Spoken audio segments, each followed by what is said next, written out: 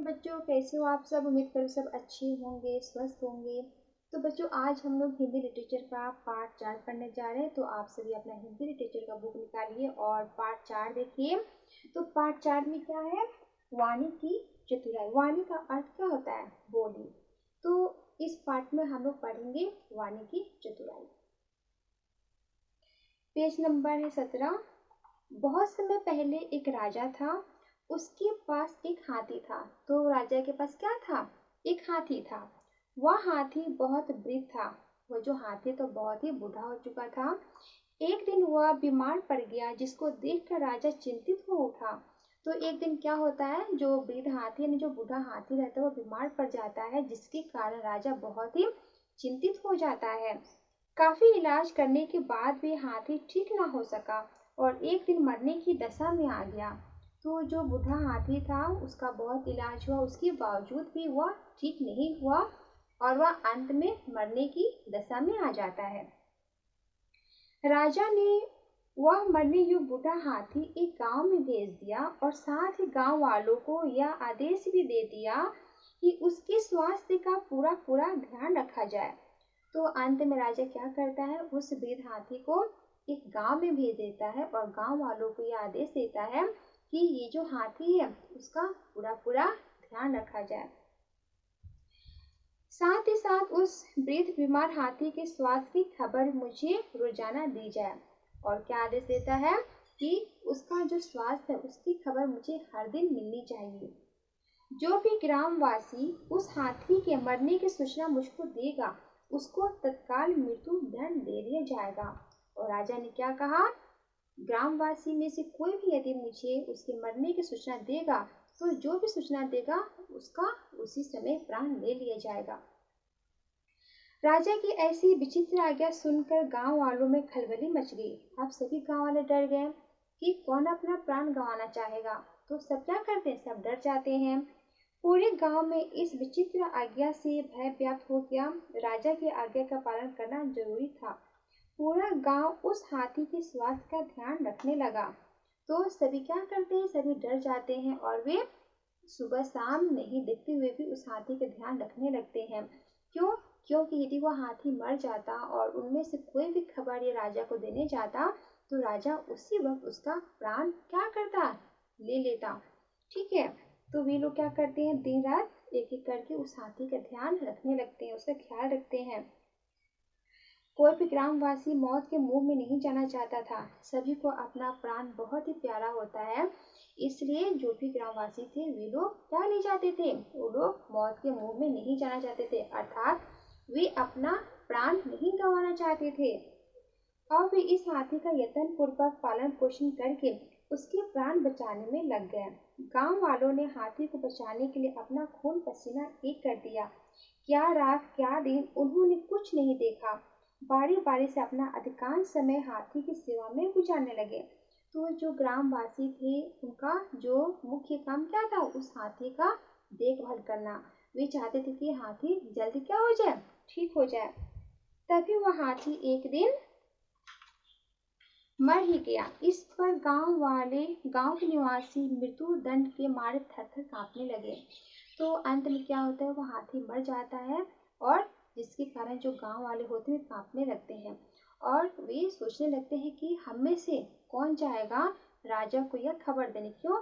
क्योंकि राजा ने कहा था कि इसका मृत्यु का खबर जो भी लेकर आएगा वह अपने प्राणों से हाथ धो बैठेगा। बहुत परेशान हुए वे, आपस में विचार विमर्श करने लगे और कहने लगे, हाय, आज हम में से कौन राजा के पास जाकर हाथी के मरने का समाचार देगा। तो सभी ग्रामवासी एक जगह इकट्ठा होते हैं और आपस में विचार विमर्श करने लगते हैं कि हम में से यह जो समाचार है हाथी के मरने का, वह राजा के पास लेकर कौन जाएगा। जब मौत के भय से व्याकुल गांव के लोग इस प्रकार चिंता में डूबे थे, तभी कोई चतुर ग्रामवासी चिंतामग्न हाथी के पास बैठे लोगों के पास आकर बोला, किसी को भी चिंता करने की जरूरत नहीं है और ना ही भयभीत होने की। मैं ही जाकर राजा के इस हाथी की मृत्यु का समाचार कहूंगा। तो एक आदमी आता है और क्या बोलता है कि आप लोगों को डरने की जरूरत नहीं है, आप में से कोई नहीं जाएगा, मैं राजा के पास जाऊंगा और हाथी की मृत्यु का समाचार कहूँगा। ऐसा कहकर वह राजमहल की ओर चल दिया और राजा के महल के पास जाकर खड़ा हो गया। तभी द्वारपाल ने राजा से जाकर कहा, महाराज, एक ग्रामवासी आपके पास आना चाहता है। तो जो द्वारपाल होते हैं, यानी जो द्वार पर खड़े रहते हैं, उन्हें द्वारपाल बोलते हैं। तो उनमें द्वारपाल जाता है और राजा को सूचना देता है कि एक ग्रामवासी आया है जो आपसे मिलना चाहता है। राजा ने उस ग्रामवासी को अपने पास आने का आदेश दिया।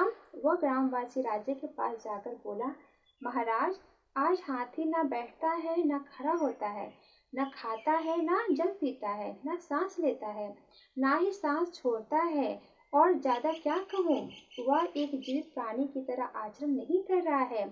यह सुनकर राजा ने पूछा, क्या वह हाथी मर गया है? इस पर वह ग्रामवासी बोला, हे स्वामी, यह तो आप ही कह रहे हैं, हम नहीं। तब राजा उसके बोलने की सरलता और चतुराई से बहुत प्रसन्न हुआ। राजा ने उस ग्रामवासी के साथ साथ गांव के सभी निवासियों को बहुत से इनाम दिया। राजा ने ग्रामवासी को उस मृतक हाथी का दाह संस्कार करने का आदेश दे दिया। राजा ने उस चतुर ग्रामवासी की चतुराई से प्रसन्न होकर उसको अपने दरबार में मंत्री का पद दे दिया। तो आप लोगों ने देखा कि वह जो ग्रामवासी था, अपनी चतुराई से किस प्रकार वह राजा के सामने अपनी बात को रखता है, जिसके कारण वह राजा समझ जाते कि हाथी मर चुका है। जिसके कारण क्या होता है, कोई भी मृत्यु दंड का पात्र नहीं बनता है, और वो राजा उस पर खुश होकर उसे भी इनाम देता है और उसे अपने दरबार में मंत्री का पद देता है और सभी ग्रामवासियों को बहुत से इनाम देता है। सचमुच वाणी की मधुरता से, अर्थात किसी भी व्यक्ति को मधुर वचन बोलकर सरलता से प्रसन्न करना उतना ही आसान है जितना कि एक नन्हे बालक को प्यार से वश में करना। तो वाणी में क्या होता है, आप वाणी के द्वारा ही किसी को भी क्या कर सकते हैं, उसका दिल जीत सकते हैं। किसी का भी क्रोध क्या होता है, शांत हो जाता है। तो हमें हमेशा प्रयत्न करना चाहिए कि हम हमेशा मीठी वाणी बोलें, ठीक है। अतः हमें भी मधुर तथा सनित वाणी का प्रयोग करना चाहिए। तो हमें हमेशा कैसी वाणी बोलनी चाहिए, हमें हमेशा मधुर वाणी बोलनी चाहिए। हमारे वचनों से दूसरों को शीतलता मिले, इसका हमें ध्यान रखना चाहिए। तो हमें क्या कोशिश करनी चाहिए कि हम जो वाणी बोल रहे हैं, तो हमारे वाणी के द्वारा किसी को आहत ना हो, कोई किसी का जो मन है उसे बुरा ना लगे, उसे ठेस ना पहुंचे। हमें हमेशा ऐसी वाणी बोलनी चाहिए जिसे जो सामने वाला व्यक्ति है उसको क्या हो, उसका मन में शीतलता हो, वह शांत हो जाए। कोई ऐसे भी लोग होते हैं जो हमेशा कर्कश वाणी बोलते हैं, जिसे सुनकर सामने वाले व्यक्ति क्या होते हैं, क्रोधित हो जाते हैं। आप लोगों ने देखा ही होगा, जो कोयल और कौवा दोनों एक ही रंग के होते हैं, दोनों ही काले होते हैं, लेकिन वे अपने वाणी की वजह से ही, एक जो है कोयल वह भी काले रंग की है, लेकिन उसकी जो वाणी है मधुर है, जिसके कारण उसे सभी लोग पसंद करते हैं। वहीं पे कौवा भी काला है, लेकिन उसकी जो वाणी है कर्कश होती है, जिसके कारण उसे कोई पसंद नहीं करता है, और वह जब भी आता है तो लोग उसे क्या करते हैं, भगाने लगते हैं। तो हमें हमेशा कैसी वाणी बोलनी चाहिए, हमें हमेशा मधुर वाणी बोलनी चाहिए। इसका हमेशा ध्यान रखना चाहिए। उस ग्रामवासी ने अपनी वाणी के चतुराई तथा मधुरता से राजा के मन को भी जीत लिया और ग्रामवासियों को मौत से छुटकारा तथा इनाम भी दिलवाया। वह ग्रामवासी स्वयं अपनी चतुराई और मधुरता से राजा का मंत्री भी बना। तो अपनी चतुराई और मधुर वाणी की वजह से वह जो ग्रामवासी है वह राजा का मंत्री बन जाता है। तो हमें हमेशा कैसी वाणी बोलनी चाहिए, हमें हमेशा मीठी वाणी बोलनी चाहिए। हमें हमेशा ऐसी वाणी बोलनी चाहिए जिससे सामने वाला जो व्यक्ति है उसे क्या हो, उसे आहत ना हो, ठीक है। तो आप लोग इस बात को ध्यान से पढ़िएगा, और इसमें कोई भी डाउट हो तो आप लोग को मुझसे पूछना है। जो शब्दार्थ है, दशा का अर्थ होता है हालत, स्थिति। उम्र का अर्थ होता है आयु। योग्य का अर्थ होता है लायक। वृद्ध का अर्थ होता है बूढ़ा। तत्काल का अर्थ होता है उसी समय। विचित्र का अर्थ होता है अनोखी। व्याप्त का अर्थ होता है फैलना। परेशान का अर्थ होता है दुखी। विचार विमर्श का अर्थ होता है सलाह करना। व्याकुल का अर्थ होता है बेचैन। चिंता मग्न का अर्थ होता है फिक्र में डूबे हुए। तो आप लोग इसे अच्छे से पढ़िएगा। जो शब्दार्थ उसे याद करना है आप लोगों को। इसमें जो व्यास कार्य उसे हम लोग क्लास में करेंगे। उम्मीद करती हूँ कि आप लोग इस पाठ को समझे होंगे और इस पाठ से आपने क्या सीखा कि हमें हमेशा कैसी वाणी बोलनी चाहिए, हमें हमेशा मीठी वाणी बोलनी चाहिए, हमें हमेशा मधुर वाणी बोलनी चाहिए। ठीक है।